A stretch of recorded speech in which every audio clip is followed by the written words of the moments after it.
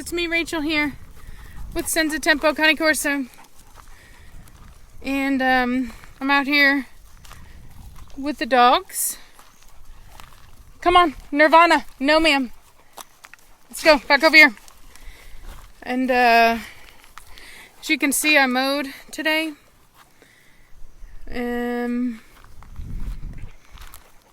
Got all that done. I've got Batista put away because he's being stubborn. And I want him to know that if he's not going to behave himself, he's not going to get to be out here. So he's just the kind of dog that if you don't have that e-collar on him, he's just, if he knows he doesn't have to listen, he's not going to. And I'm not in the mood to mess with him right now. So I wanted to go over a question that I often get about Corso. And I'll have somebody that'll contact me, and I get this question all the time. And they'll say to me, hey, I have a dog, and I want this dog to be as big as your dog's. Or they'll say, I don't think that my dog is big enough. And then they'll shoot me over the picture of the dog. And they'll say, how can I get my dog to be bigger? And I think that there's a misconception with people that that you can basically control the size of your dog. And that's unfortunately not accurate. Your dog is going to be as big as its genetic code is going to allow it to be. Now, you can definitely get it overweight. You can make it heavier on the scale. But heavy on the scale isn't going to make your dog taller, and that's typically, ooh, look at that structure. That's typically what people are usually concerned about whenever they want their dog to be bigger. Although, I mean, I will say some people do brag about the weight of their dog. In fact, a lot of people do, but anyway, but usually when people want a bigger dog, they're looking for all around a bigger dog. And so this is what I'll say. No, Blondie. Back over here. Now.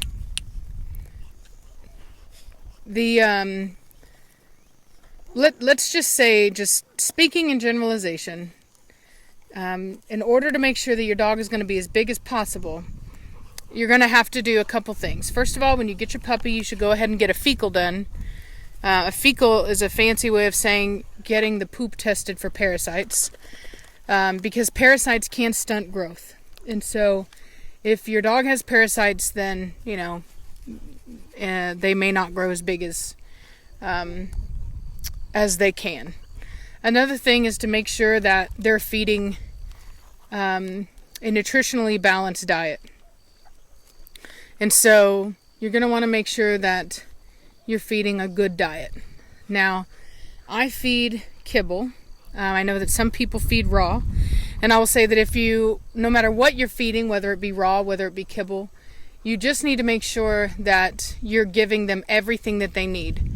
There are kibbles that don't have everything that they need. There is a raw diet where you're not giving them everything that they need. So you really want to make sure that you're not missing any key nutrients that could affect your dog's growth rate.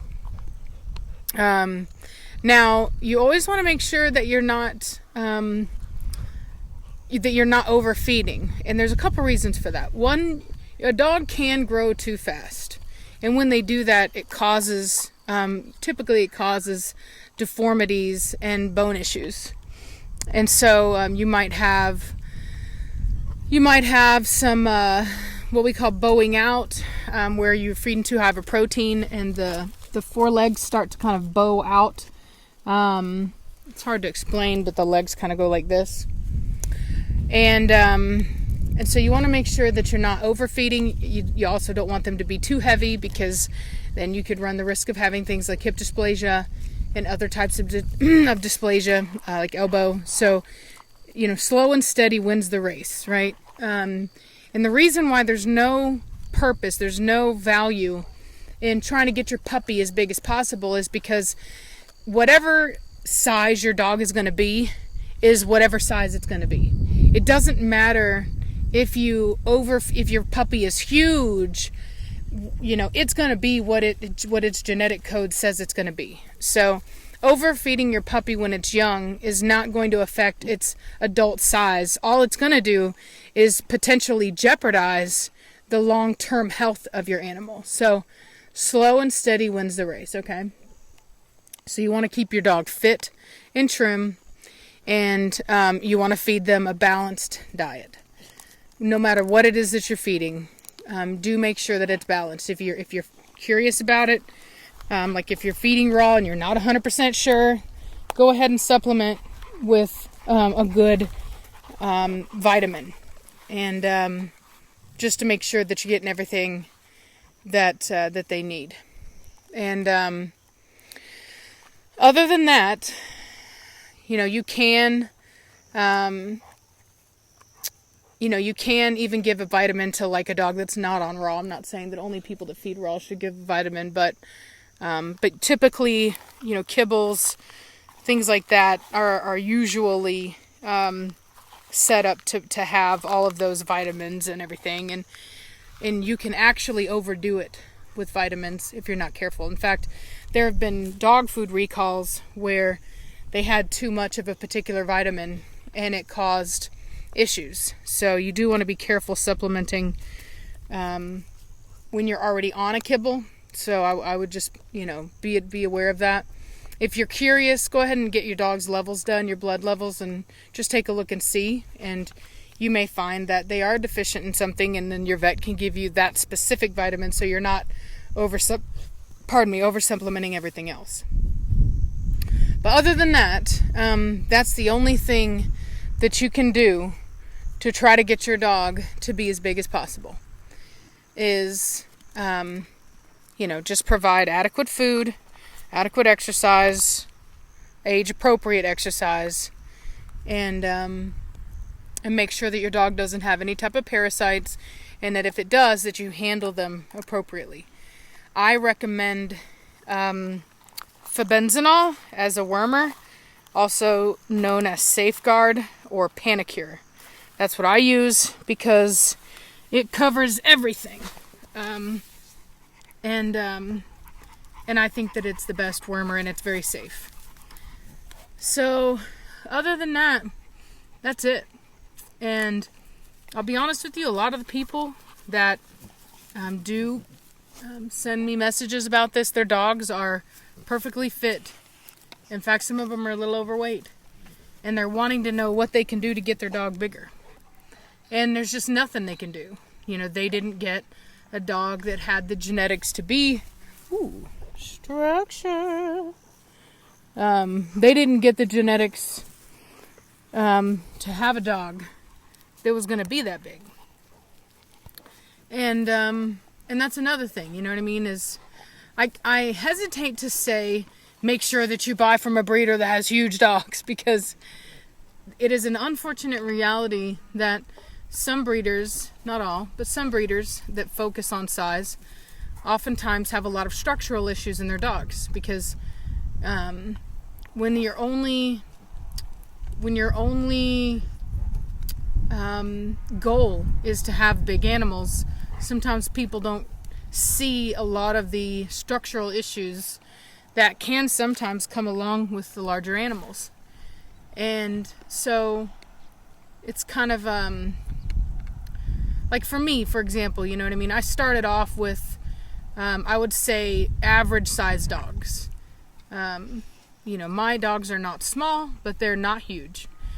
And over time, I've brought in more sizable dogs. Now, I didn't just find the biggest dogs, like there's a guy, I won't say his name or where he's from because I don't want anybody who knows what I'm talking about to say anything, but there is a breeder who he's always bragging about how big his dog. In fact, there's actually a couple of them in this breed. They're always bragging about how big their dogs are. And their dogs are structurally train wrecks. Like the kinds of dogs that are absolutely going to break down. They're cow-hocked. Some of them have horrible fronts, like super duper duper short upper arms. Almost looks like their front end, like their arms are just like jutting ahead of them, like their shoulders are literally like in front of the dog. It's the weirdest thing. And when you have that really short upper arm like that, you're really risking damage to the front end of the dog. Things like elbow dysplasia, things like that. And so I really tried to bring in size with lines that health test really well and that have really good structure. So, as I said earlier, slow and steady wins the race. It's very important not to just go find the biggest dogs that you can find. You want to make sure that you're not sacrificing structure for size, because what that means is that you're going to get the size that you want, but then that size is actually going to be the downfall of your animal. It's going to get big and it's going to break down, and you're going to have a dog that you're going to have to put down anywhere between 4 to 6 years of age from dysplasia, or it's going to cost you a fortune in surgeries. And even then, typically, they just don't make it very long. Even with the surgeries, it's just, it just usually doesn't work very well. So, the Corso is not a small dog anyway. Even an average-sized Corso is a pretty decent-sized dog. And I understand wanting to have, the biggest dog. Here in America, they always want the best of anything, whether it's the biggest truck, the biggest tires, the fastest horse, the biggest dog. I get it. But I just caution you that, you want to be smart about it. I'm not telling anyone that they shouldn't want a big animal. I think if you're in the business of liking, breeding, and owning big dogs, large breed dogs, then we all have a fondness for big dogs. And so I'm not going to say that there's anything wrong with that. I think that where it becomes a problem is where people, they don't pay any attention to the structure and the health of the animal, and they strictly want the size. And unfortunately, it's not fair to an animal that has absolutely no say in the way that it's been bred, for it to suffer just so that we can feel cool and proud walking around with our big old dog. So, shop wisely, learn about structure. If you don't know about it, ask the breeder to tell you, what their dog's faults are. And ask them what their health testing results are. Ask them, don't just say, are your dogs health tested? Ask them, what are your results? If they do OFA, ask them, what are your OFA results? Now, I'm going to be honest, I preference pen hip. OFAs are not very reliable, but ask them, what are your pen hip results? And the lower the number, the better the hips. So those are all going to be very valuable points of information whenever you're trying to make a good decision. And so,